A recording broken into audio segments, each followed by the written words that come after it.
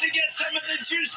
His candidate for the Pennsylvania Senate seat, celebrity Dr. Mehmet Oz, soundly defeated by Lieutenant Governor John Fetterman. I never expected that we were going to turn these red counties blue, but we did what we needed to do, and we had that conversation across every one of those counties.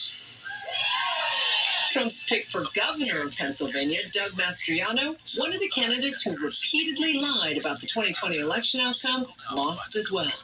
But one of Trump's endorsements who did win, hillbilly elegy author J.D. Vance in Ohio. Whether you voted for me or not, the thing that I promise to do is go to the United States Senate and fight every single day for the people of Ohio. Thanks to you, we get an opportunity to do just that. While Trump may have lost some luster, Florida Governor Ron DeSantis shining bright. He didn't seek or receive Trump's endorsement, but he didn't need the former president's help, winning by nearly 20 points.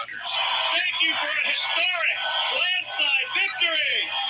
Trump is just gearing up to take on DeSantis. He sees DeSantis as somebody that he created. And in fact, when DeSantis ran the first time, he would not have won without Trump. But DeSantis has gone his own way. And I think that really bothers Trump. This flirtation with Ron DeSantis as the heir apparent to Donald Trump has been going on for about a year now. And it's clear that the DeSantis camp has been listening.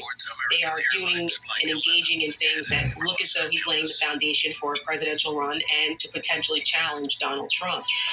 In Georgia, voters easily re-elected Republican Governor Brian Kemp, who stood up to Trump when the former president questioned Georgia's 2020 election results. But the state's voters will be forced back to the polls in next month's Senate runoff. I remain as committed to this work as I have ever been, and I look forward to continuing on that journey together over the next 6 years. I'm telling you right now, I'm like Ricky Bobby. I don't come to lose. And I told you, he's going to be tough to beat. He's going to be tough to beat. Endorsed by Trump, Herschel Walker has been plagued by scandal after scandal, including accusations from two women who say the staunchly anti-abortion candidate paid for their abortions. I spoke to one of them just last week, who says Walker actually pressured her into getting the procedure. I told my parents that I had miscarriage because I couldn't tell them the truth. Why in your mind did you feel like you couldn't tell them the truth? It just was very shameful. And I felt like I had been manipulated. Jane Doe says it's not just the hypocrisy, but the dishonesty that inspired her to come forward.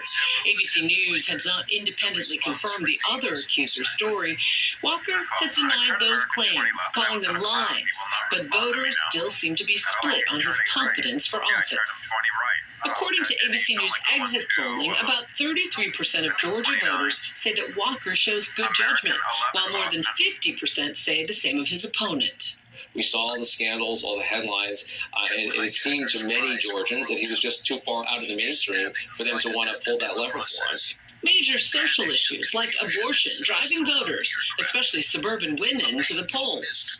In California, Vermont, and Michigan, voters approved amendments to their state's constitutions that would codify abortion rights, squashing any likelihood of future bans on the procedure.